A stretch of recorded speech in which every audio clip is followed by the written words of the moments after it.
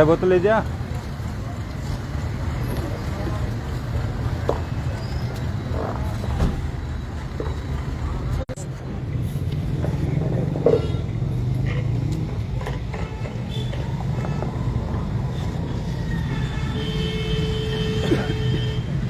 अखिल भारतीय किसान सभा की तरफ से आज के इस पड़ाव पर आयोजित महापंचायत में आए हुए तमाम किसान साथियों, नौजवान साथियों, पितादुले बुजुर्गों, जैसा कि आपको विदित है कि आज से 2 माह पहले हमने नौर की अनाज मंडी के अंदर जो बीज किसान को मिलना चाहिए था, वो बीज एक दुकान के ऊपर सरेआम बेचा जा रहा था।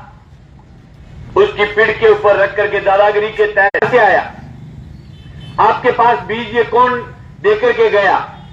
तो इन तमाम बातों का उत्तर नहीं दे पाए।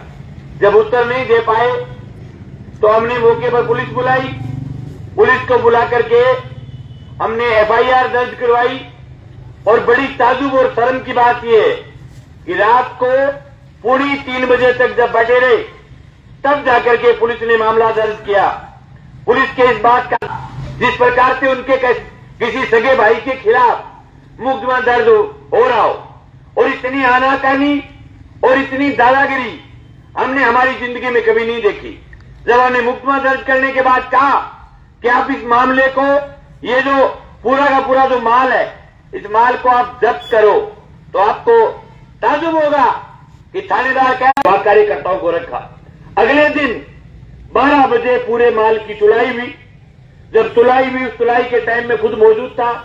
तुलाई करने के बाद पूरा माल जब्त करके हमने थानेदार को उसी समय हमने ये खड़े होकर के कहा था कि थानेदार जी, आज एफआईआर हो गई, माल जब्त हो गया, अब आप इस मामले में कड़ी से कड़ी जोड़ करके जो भी लोग मुलजिम है, चाहे कितने बड़े लोग हैं, उनके खिलाफ आप कार्रवाई कर देना। अगर आप कार्रवाई नहीं करोगे तो फिर आप ये मत कहना कि इस बात के लिए आपने धरना लगा दिया, इस बात के लिए आप लड़ दिए, इस बात के लिए आपने ये कर दिया। ये लड़ाई बहुत बड़ी लड़ाई है। इन्होंने हमारे किसान के हक पर डाका डाला है, हम बख्शेंगे नहीं। आप इनके खिलाफ कार्रवाई कर देना। थानेदार ने कहा कि मैं विथ इन 7 डेज, 7 दिनों के अंदर मैं किसी भी मुलजिम को बख्शूंगा नहीं, मैं सब मुलजिमों को पकड़ लूंगा। अब उसके बाद हम लग गए चुनाव में। चुनाव का पूरा 1 महीना निकला।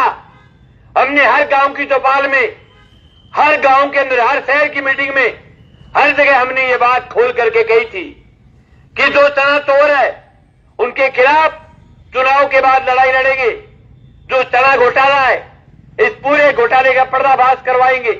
उस समय इनके सीआईडी के अफसर, पुलिस के तमाम आला अधिकारी, उनको सबको पता था कि चुनाव के बाद ये लोग इस मुद्दे को लेकर के लड़ेंगे। लेकिन इन्होंने क्या काम किया? उसी समय यहाँ के थानेदार ने, यहाँ के पुलिस के तमाम आला अधिकारियों ने ये बैठ करके तय कर लिया कि हमें इन मुलजिमों को बचाना कैसे, इनको निकालना कैसे इस मुकदमे से। ये निकालने की कलाकारी करने के लिए उन्होंने क्या कार्यक्रम बनाया? उन्होंने 200 काश्तकारों की लिस्ट बनाई एक, और लिस्ट बना करके तय किया कि हम इन काश्तकारों के नाम लगा देंगे और ये कह देंगे कि इन काश्तकारों ने इस दुकान के ऊपर माल को बेचा है। मैंने कहा ये कलाकारी मत कर देना। ये जो 200 काश्तकार जिनका आप नाम लिख रहे हो और जिनको आप शामिल करना चाहते हो इस झूठे फ्रॉड के अंदर, नंबर 1 बात, कोई काश्तकार नहीं आएगा आपके पक्ष में। और फिर भी आप अगर किसी सीधे साधे भोले भाले किसान को अगर आप बरगलाने का प्रयास करोगे तो मैं उन काश्तकारों को आपके सामने ला करके बैठा दूंगा और ये कहेंगे कि हमने बीज नहीं खरीदा, हमारे नाम से झूठे साइन करवाए, ये पूरा फर्जी बड़ा करना चाहते। तब इनके पेट में जलन हुई। फिर इन्होंने कहा कि तो फिर ये चोर ये तो नहीं है। तो वो बताओ चोर कौन है? कि चोर तो वो जो गोदाम का मालिक है वो है। मैंने कहा बिल्कुल वो चोर है, लेकिन जिसकी दुकान पर माल पकड़ा गया है वो भी चोर है, जो दुकान पर लेकर के आया है वो भी चोर है, और जिस कृषि अधिकारी ने एक साथ इतने फार्मों पर साइन किया है, फर्जी फार्मों पर साइन किया है, वो भी चोर है।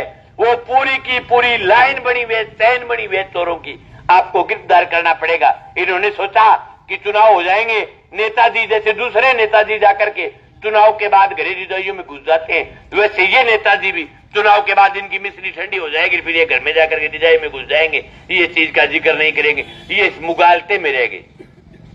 फिर हमारे 25 तारीख को वोट गिरे, हमने 27 तारीख को जो डीवाईएसपी सुबह वार्ता कर रहे थे हमारे किसानों के बीच बैठ करके, उस डीवाईएसपी को हमने 27 तारीख को ज्ञापन दिया था और ज्ञापन देकर के कहा था कि डिप्टी साहब अब चुनाव हो गए, पूरी बात खत्म हो गई, अब आपसे निवेदन है कि कड़ी से कड़ी जोड़ करके मुलजिम पकड़ दो ताकि पूरी तहसील के किसानों को आत्मा में शांति पहुंचे। उनको ये लगे कि हमारे हक पर डाका डालने वाला जेल चला गया, उनको लगे कि इस इलाके में अगर कोई किसान के हक पर कोई डाका डालता है तो उसको जेल जाना पड़ता है, उनको ये लगे कि आने वाले समय में इस इलाके में इन चोरों के पकड़े जाने के बाद दूसरा कोई चोर उत्पन्न नहीं होगा, उसको 100 बार इस बात का डर लगेगा कि जो पहले जिन्होंने चोरी की वो जेल चले गए। लेकिन श्रीमान जी ने उल्टा कर दिया, सेटिंग कर ली, सेटिंग जता ली, इस बात की सेटिंग जताई बैठ करके कि हमें जो इनकी दुकान पर माल लेकर के आए उसको बचाना है, जिसकी दुकान पर माल पकड़ा गया उसको बचाना है। बचाना क्यों है पता है आपको कारण?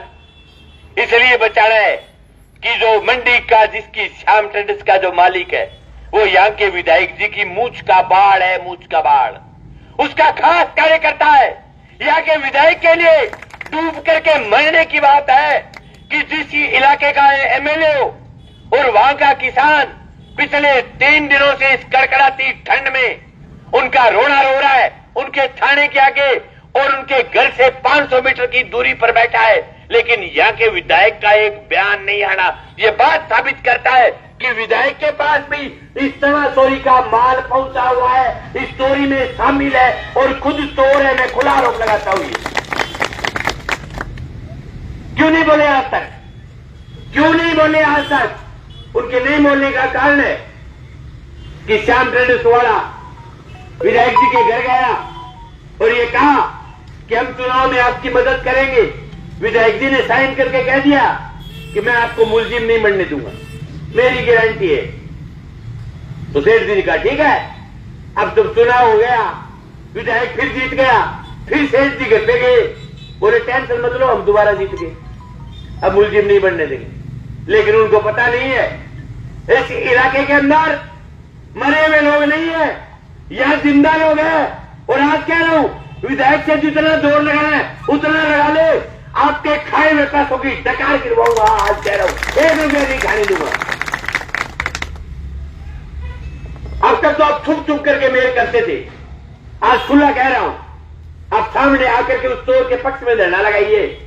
आपकी बाजुओं में ताकत है तो आप उसके सामने खुल करके कहिए कि हम उस बढ़िया के पक्ष में। और फिर भी मैं कह रहा हूं, मैं एमएलए नहीं हूं, लेकिन हर सूरत में जेल करवाऊंगा। जो जनता के हक पर जो डाका डालेगा वो बख्शा नहीं जाएगा। सत्य की जीत होती है, सत्य हमारे साथ है। अब बच्चा में मनोड़ा उठे, अब कहता फिर कह मैं तो किंग ही मेरे कोहली थे, कोहली में थे, आगे मंदिर में लोटो तक के कह दो। शर्म नहीं आती आपको कि आज कोई किसान जिसके बेचारे के अगर किसी किसान के अगर 7 बीघा किसी के जमीन या किसी बेचारे भोले बड़े गरीब आदमी के अगर 5 बीघा जमीन थी और उसकी जमीन में अगर उसको बढ़िया बीज मिल जाता तो वो किसान उसके उन्नत किस्म का सीना पैदा होता उसके खेत में। इस आदमी ने राज्य के अंदर इतना जनता को लूट करके खाया है, हद पार कर दी। लेकिन मुझे इस बात का दर्द है कि इस विधानसभा के 1,04,000 लोगों ने इस चोरी पर, इस डकैती पर, बीज लूटने वालों को, जो चुन्ने को बेच करके खाने वालों को, जो जनता के हक को लूट करके खाने वाले के निशान पर 1,04,000 लोगों ने फिर मोर मारते हुए साबित कर दिया कि इस तहसील में चोरों का राज रहेगा। अरे इससे बड़ी शर्म की बात क्या होगी हमारे इलाके में 2 करोड़ रुपए से आसपास का सरसों का बीज आया और वह SC ST के गरीब लोगों के लिए आया। 8 बीघे से कम कोई काश्तकार था, छोटा काश्तकार, उसके लिए सरसों का बीज आया। अगर कोई गांव का कोई किसान खड़ा होकर के ये कह दे कि मैंने 1 थैली सरसों का बीज लिया है, तो आप मेरे को बता दो, मैं जिंदगी में आंदोलन करने छोड़ दूंगा। पूरा बीज लूट करके खा गए। पूरे इलाके का एक एक दाना लूट करके खा गए। अब ये ईमानदारी का तोड़ा पहन करके घूम रहे। MLA कह रहा है कि मेरे से बड़ा तो ईमानदार इस इलाके में कोई पैदा ही नहीं हुआ। आपकी ईमानदारी जनता ने आंखों से देखी। हमने बहुत सारे राज देखे। मुझे ये कहते हुए दर्द हो रहा है कि मैं ये नहीं कहता कभी भी कि इनसे पहले आए वो कोई बहुत ज्यादा किसानों के पक्षधर लोग थे, लेकिन इस तहसील में जमीन हुआ करता था। ये कुमाराम जी की धरती है। ये वो धरती है जिस पर कभी भी कोई अन्याय होता था तो लोग अन्याय के खिलाफ लड़ते थे, उनके नेता अन्याय के खिलाफ लड़ते थे। लेकिन आज इस कड़कड़ाती ठंड में इस इलाके का किसान बैठा है, यहाँ का विधायक और हरा वो विधायक जिसको 1,02,000 वोट दिया है, वो भी राउत सर में हिटर लगा करके सो रहा है। जब चुनाव आएंगे तो गोड़ा सा तोड़ा पैर गया आगे बिद कह देगा मैं बहुत तकड़ा किसान इसे, मैं बहुत जोर का किसान इसे क्या कहेगा मारो पारदर्शी राज है, मारो बीजेपी को राज न्याय दे, मारो बीजेपी को राज बहुत पारदर्शी है। उनको कहना चाहता हूं, कहां है आपका पारदर्शी न्याय? कहां चला गया आपका न्याय? इस इलाके का किसान बैठा है और आपके न्याय देने वाले लोग रिजाई में दुबके हुए बैठे। आपके न्याय के लोग क्या बच गए? अरे शर्म आनी चाहिए जिले के पूरे प्रशासन को, जिले के कलेक्टर को, जिले के SP को, जिले के दोनों बड़े आला अधिकारी जो हीटर लगा करके रिजाइयों में सो रहे हैं और उनके जो नीचे के जो अधिकारी हैं वो माल लूट करके खा रहे हैं। थानेदार कह रहा है मैं बहुत बड़ा ईमानदार आदमी हूं, मैं ईमानदारी का प्रतिमूर्ति हूं, मैं ईमानदारी का तोड़ा पहन करके रहता हूं। अरे माल खा गए आप लूट करके। आप परसों जब मैं वार्ता में गया, आपके यहां से भी 15 किसान गए हुए थे थाने के अंदर। थानेदार उस श्याम ट्रेडर्स वाले बनिए की इस प्रकार से मेल ले रहा था जैसे उसका सगा भाई हो। कह रहा था उसकी तो गलती नहीं है, उसके तो पीठ पर ऐसे ही रख करके चला गया। तो कहने कोई अमन मेल जाएगा पीठ के ऊपर, पोस्ट का कट्टा मेल जाएगा कोई। अरे इतने जलील आदमी है ये। इनकी दुकान के आगे अगर कोई किसान ट्रैक्टर खड़ा कर दे, अगर कोई किसान ट्राली खड़ी कर दे, तो वो किसान के कपड़े फाड़ने के लिए तैयार हो जाते हैं कि ये पीड़ मेरा है, इस पीड़ के आगे आपने ट्राली कैसे खड़ी कर दी। ये गांव से आए हुए सब किसान जानते हैं कि पूरी दुकान के आगे की पीड़ के ऊपर इनका कब्जा होता है। और अब पीड़ के ऊपर नकली जो माल पकड़ी गयो, 2 नंबर का तीना पकड़ी गया, जद क्या वो पीड़ मारो को नहीं। साथियों, आप तो ताकत के साथ डटे रहो। मैं आपको इस बात का विश्वास दिलाता हूं, 1 रुपया नहीं खाने दूंगा। हर सूरत में एक मुजरिम को पकड़ा करके घर जाऊंगा, चाहे मेरे को 1 महीना लग जाए। मैं ऐसा नेता नहीं हूं कि जनता को सर्दी मार दूं, नेता घर जा करके सो जाए। मैं 26 तारीख से पहले मेरे हाथ में दर्द था, मैं सिरसा दिखा करके आया।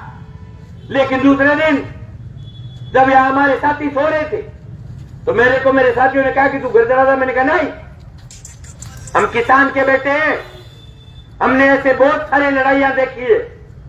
मंगेश पोला नहीं है, मंगेश जी इनकी तरह मखमल के पर्दों में जन्मा हुआ नहीं है। मंगेश की 15 साल के राजनीतिक कैरियर में हमने जनता की लड़ाई लड़ करके हम भट्टी में तप करके तैयार होकर के नेता बने। हमारे बुजुर्ग, हमारे घर वाले जब इस कड़कड़ाती ठंड के अंदर रात को 10 बजे से लेकर के 4 बजे तक जब पानी की बारी आती है, जब उनका हफ्ता आता है, जब उनकी मोटरें चलती है, जब लाइट आती है, उस लाइट के अंदर जब शाम को 10 बजे से लेकर के 4 बजे तक जो किसान पानी लगा सकता है, हम उसके बैठे हैं। हम ऐसी ठंड से डरने वाले लोग नहीं है। चाहे इससे भी ज्यादा ठंड पड़ जाए, यही रहेंगे, यही खाएंगे, यही सोएंगे और न्याय लेकर के जाएंगे साथियों। लेकिन एक बात कह रहा हूं थाने वाले मित्रों, आपको खुली छूट है, आपसे जितना दम लगता है उसको बचाने में बचाओ, लेकिन आप 100 प्याज खाओगे और